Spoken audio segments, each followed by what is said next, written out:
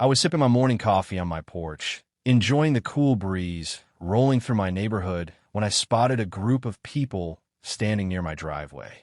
Their stiff postures and the crisp, matching polo shirts told me exactly who they were before I even got up. Members of the HOA. In the center, arms crossed and lips pursed in a permanent frown, was Linda Patterson, the HOA president. She had the air of someone who had never been told no in her life, and judging by the smug look on her face, she was about to ruin someone's day. Unfortunately, that someone was me. I placed my mug down and walked over as Linda extended an envelope toward me like she was handing off a contamination notice. I didn't even need to open it to know what it was. Over the past few weeks, I'd seen her and her little group circling my property, making notes, whispering among themselves. It was only a matter of time before they made their move. "Mr. Dawson," she began in her usual condescending tone, "we've received complaints about an unauthorized structure on your property. This is an official HOA violation notice. You have 72 hours to remove it, or we will pursue legal action." I opened the letter, scanning the fine print as she stood there, arms folded, tapping her foot impatiently. "Unauthorized structure?" I finally said, glancing back at my property. "You mean my new garage?" Her nostrils flared. "It is not in compliance with HOA regulations. Any construction on a visible lot requires prior approval from the board, which you failed to obtain." I let out a short laugh, shaking my head. "Linda, this garage is entirely within my property boundaries. I had permits approved by the city. I don't need HOA approval." Her expression darkened. "Willful noncompliance is grounds for fines, and if those fines are ignored, we will take legal action up to and including placing a lien on your home." There it was, the real power move. The HOA thrived on bullying homeowners into compliance through excessive fines and legal threats. Most people folded under the pressure, too afraid of losing their homes. But they didn't know who they were dealing with. I leaned in slightly, lowering my voice. "Linda, you might want to double-check your legal grounds before threatening me." I saw the flicker of uncertainty in her eyes, but she quickly masked it with a smirk. "I suggest you take this seriously, Mr. Dawson. You have 72 hours. With that, she turned on her heel and marched away, her little group trailing behind her like obedient lapdogs. I watched them go, shaking my head. They had no idea what they had just stepped into. Sure, I was just a regular guy in their eyes, another homeowner who would be too afraid to fight back. But what they didn't know, what they couldn't possibly have expected, was that my younger brother was none other than Mayor Daniel Dawson, and he did not take kindly to people trying to strong-arm his family. I pulled out my phone and sent a quick text to Daniel. "Got a situation with the HOA. Might need some legal clarification on property rights. Call me when you can." An hour later, he called, his voice carrying the same confidence it always had. "Tell me everything." I laid it all out. Linda's so-called violation, the threats of fines, the looming legal battle she thought she could win. Daniel listened quietly before sighing. "They're trying to pull the old Homeowners Association supremacy stunt. Huh? They can't override city permits. Send me a copy of everything they gave you. I'll have legal look into it." A slow smile spread across my face. "Appreciate it. Let's see how they like dealing with someone who actually knows the law." That evening, I received my first fine. A crisp white envelope was taped to my front door, listing an absurd penalty of $500 for my unauthorized construction. I chuckled, shaking my head. This was going to be fun. By the next morning, word had already spread through the neighborhood. Some of my neighbors whispered their sympathies, while others avoided eye contact, not wanting to get involved. It was common knowledge that going against Linda and the HOA meant making enemies, and most people simply didn't have the fight in them. I, however, had no intention of backing down. 2 days later, I arrived home to find another surprise. A tow truck was parked in front of my driveway, and 2 HOA members stood nearby, smugly overseeing as a worker prepared to chain up my car. I stepped out of my truck, voice calm but firm. "What do you think you're doing?" One of the men, a wiry guy named Richard, smirked. "Your vehicle is in violation of HOA policy. No commercial vehicles are allowed to be parked overnight in driveways." I glanced at my car, a standard pickup truck with no company logos or markings of any kind. This isn't a commercial vehicle. Richard shrugged. It's a utility truck. It falls under the same category. I took a deep breath, trying to keep my anger in check. Move the tow truck now. This is illegal. Linda appeared then, arms crossed, as she surveyed the scene. Refusing to comply will only make things harder for you, Mr. Dawson. Perhaps if you weren't so difficult, we wouldn't have to resort to these measures. I stepped closer, lowering my voice just enough for only her to hear. I suggest you call off your goons, Linda, because in exactly 30 minutes, this entire stunt is going to backfire on you. Her smirk faltered just slightly. Is that a threat? No, I said, pulling out my phone. It's a promise. I dialed Daniel's number, putting the call on speaker. When he answered, I spoke clearly. Hey, Daniel. The HOA is currently trying to illegally tow my personal vehicle from my own driveway. Thought you might want to know. There was silence for a moment before Daniel's voice, cool and authoritative, filled the air. Is that so? Put me on with whoever is in charge. Linda's face turned an interesting shade of red, but she snatched the phone from my hand. This is HOA President Linda Patterson, and Daniel cut her off. Linda, this is Mayor Daniel Dawson. Do you have any idea what kind of legal nightmare you just walked into? Linda's face paled as she realized who she was speaking to, her fingers tightening around the phone as she struggled to maintain her composure. The tow truck driver, sensing something was off, hesitated mid-action, his hands hovering over the chains. The two HOA members who had been so smug just moments ago now looked visibly nervous, shifting uncomfortably as they exchanged glances. The weight of what they had just stepped into was beginning to sink in. She straightened her back, probably thinking she could talk her way out of this. But as Daniel's voice continued through the speaker, her confidence cracked. He wasn't shouting, wasn't aggressive, but the cold authority in his tone made it clear that this was no longer just a neighborhood dispute. He was explaining, in the calm and measured way he always did, that the city's property regulations superseded HOA guidelines, that a personal pickup truck did not qualify as a commercial vehicle, and that by attempting to illegally remove private property, they were, in fact, committing theft. Linda's lips pressed together in a thin line as she listened. The neighbors who had gathered to watch the spectacle were now whispering among themselves, their eyes darting between Linda and me, curiosity giving way to realization.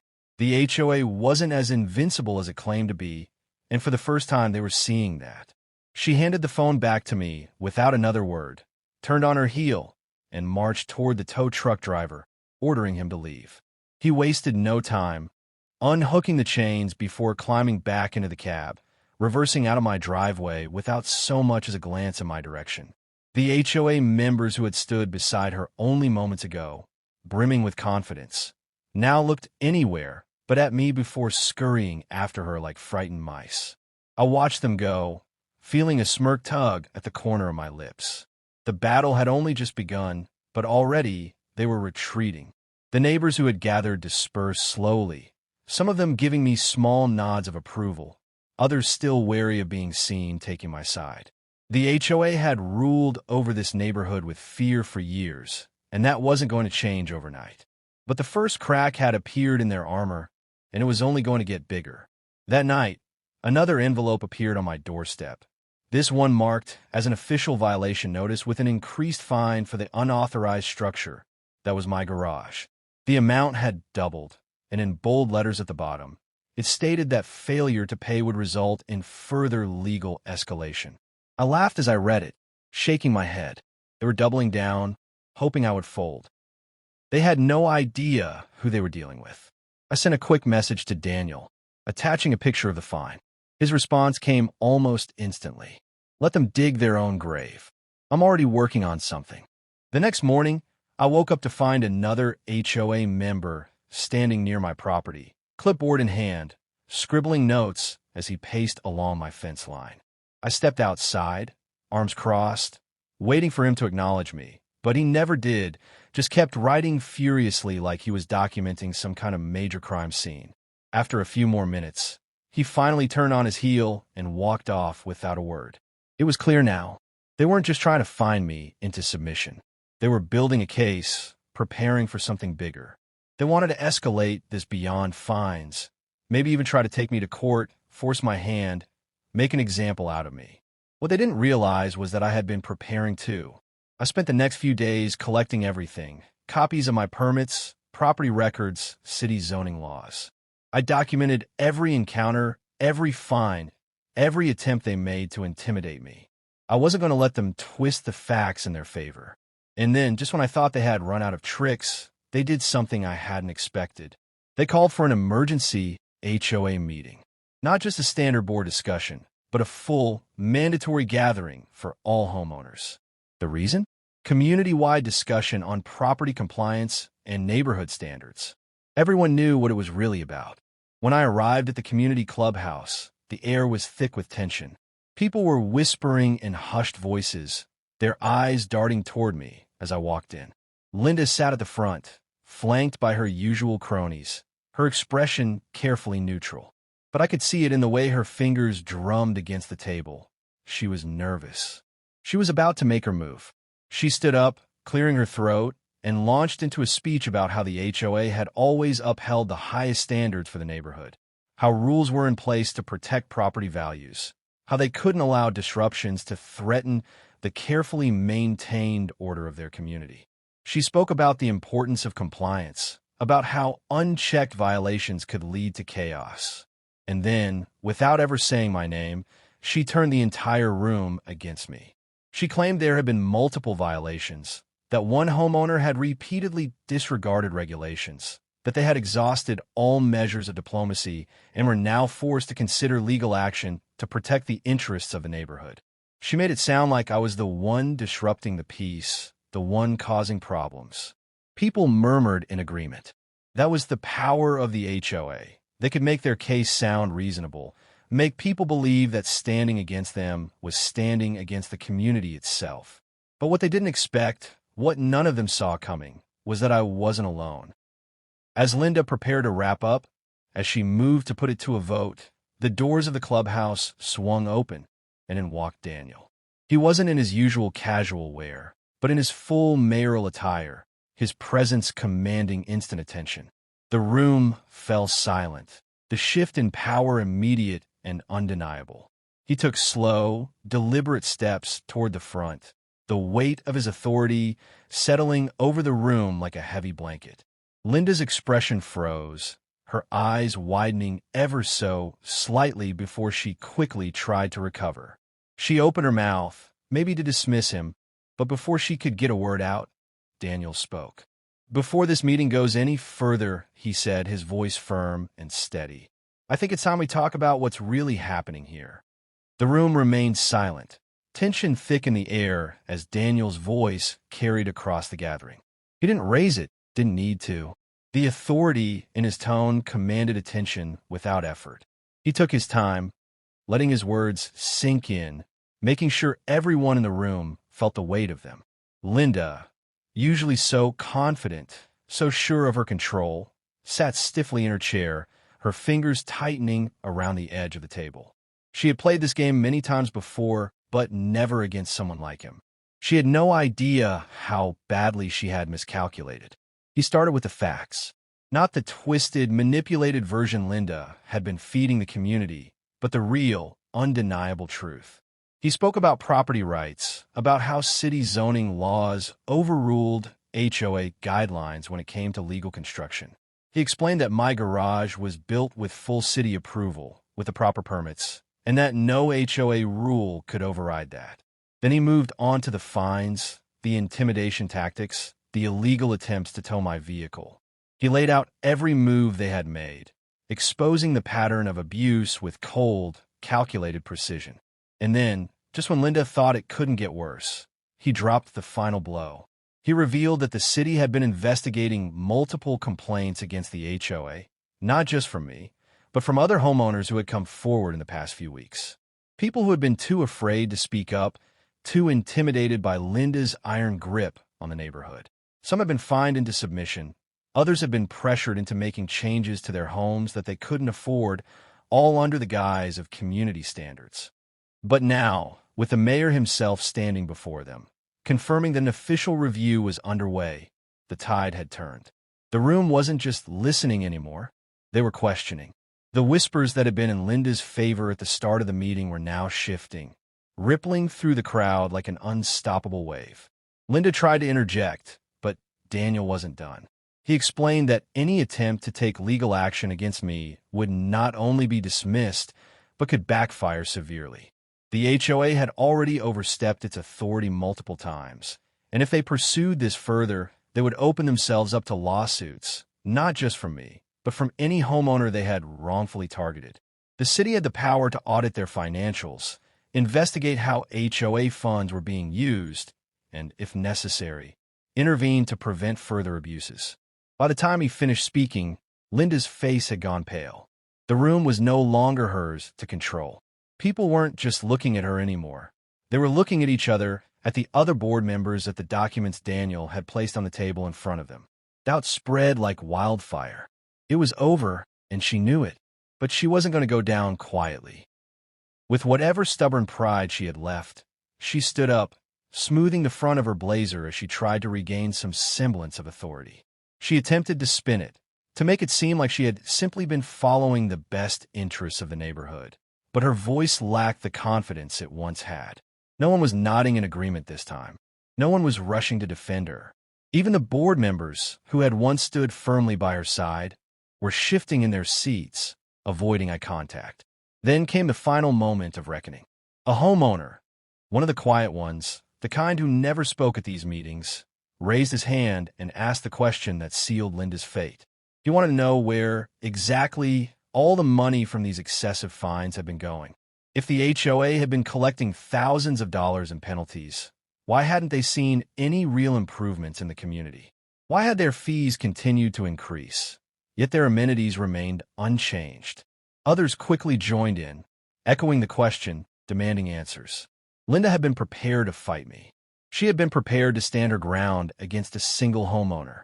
But she hadn't been prepared for this, for the entire room to turn against her, for her own community to start demanding accountability.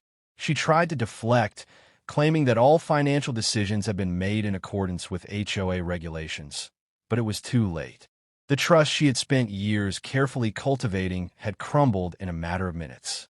Daniel, standing beside me, arms crossed, watched it unfold with the quiet patience of someone who knew exactly how this was going to end.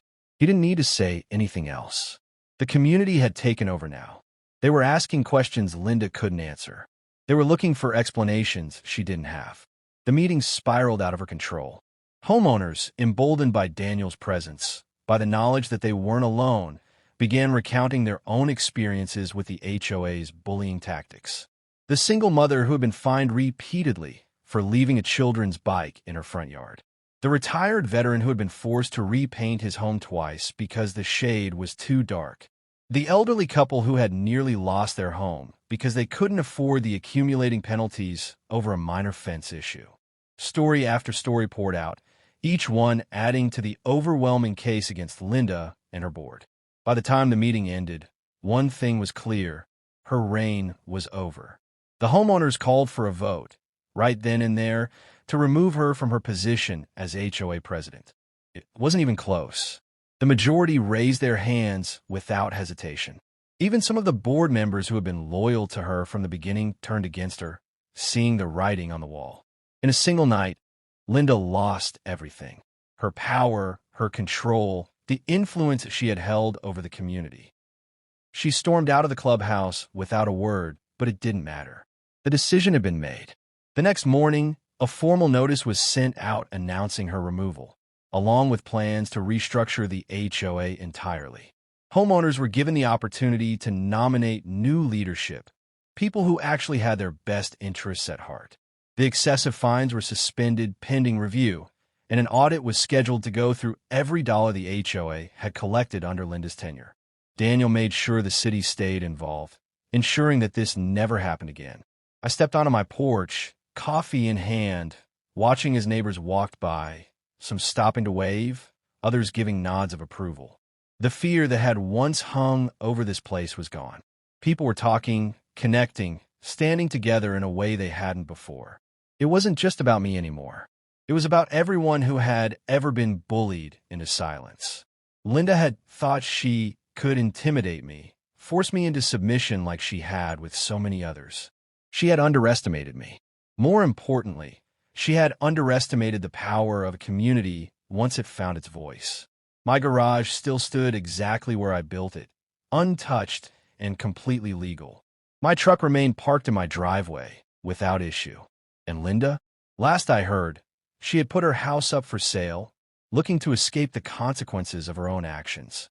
But no matter where she went, no matter what neighborhood she tried to control next, one thing was certain. She would never make the same mistake again. She had picked the wrong fight, and this time, the people won.